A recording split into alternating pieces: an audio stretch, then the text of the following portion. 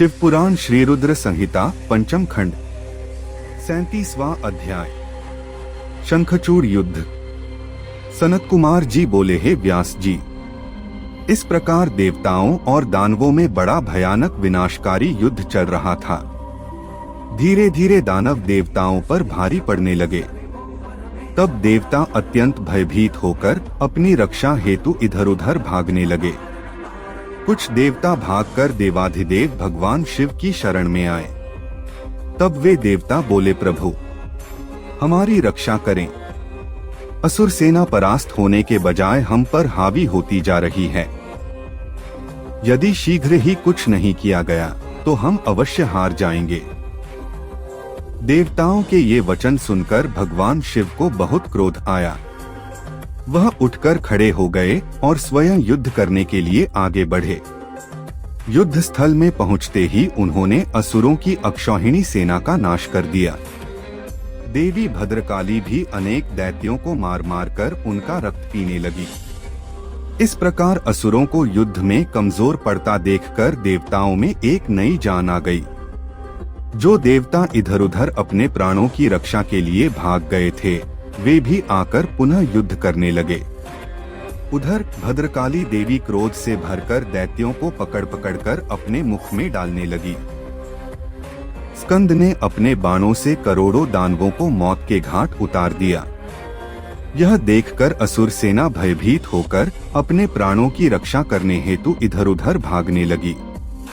असुर सेना को इस प्रकार तितर बितर होता देखकर दानवराज शंखचूड़ क्रोधित होकर स्वयं युद्ध में कूद पड़ा।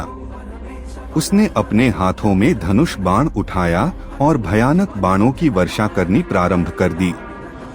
देखते ही देखते शंखचूड़ ने देवसेना के अनेकों सैनिकों का संहार कर दिया। यह देखकर स्कंद देव आगे बढ़े और शंखचूड़ को ललकारने लगे। शंखचूड़ ने क्रोधित होकर स्कंद पर पलटकर वार किया। उसने स्कंद का धनुष काट दिया और पूरी शक्ति से स्कंद की छाती पर प्रहार किया। फलस्वरूप स्कंद मूर्छित होकर जमीन पर गिर पड़े। कुछ ही देर बाद स्कंद उठकर खड़े हो गए और उन्होंने अपने बाण से शंखचूड़ के रथ में छेद कर दिया। यही नहीं, स्कंद ने शंखचूड़ का कवच, किरीट आदि कुंडल भी गिरा दिया। तत्पश्चात उसने एक भयानक विष बुझी शक्ति से शंखचूड़ पर प्रहार किया। इस प्रहार से शंखचूड़ मूर्छित होकर धरती पर गिर पड़ा और काफी समय तक ऐसे ही पड़ा रहा। कुछ समय पश्चात वह ठीक होकर पुनः युद्ध करने लगा। इस बार उसने भगवान शिव के पुत्र कार्तिकेय को अपना निशाना बनाया और उस पर भयानक शक्ति का प्रहार किया, जिससे कार्तिकेय बेहोश होकर जमीन पर गिर पड़े।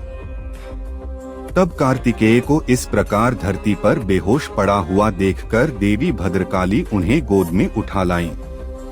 उनकी दशा देखकर शिवजी ने उन पर अपने कमंडल का जल छिड़का। जल छिड़कते ही कार्तिकेय फौरन उठ बैठे और पुनः युद्ध करने के लिए चल दिए। दूसरी ओर वीरभद्र और शंखचूड़ का भयानक युद्ध चल रहा था। यह कह पाना कठिन था कि दोनों में से कौन अधिक वीर और बलशाली है। एक दूसरे पर वे बड़े शक्तिशाली ढंग से प्रहार कर रहे थे। देवी भद्रकाली भी पुनः युद्ध में आकर दानवों का भक्षण करने लगी।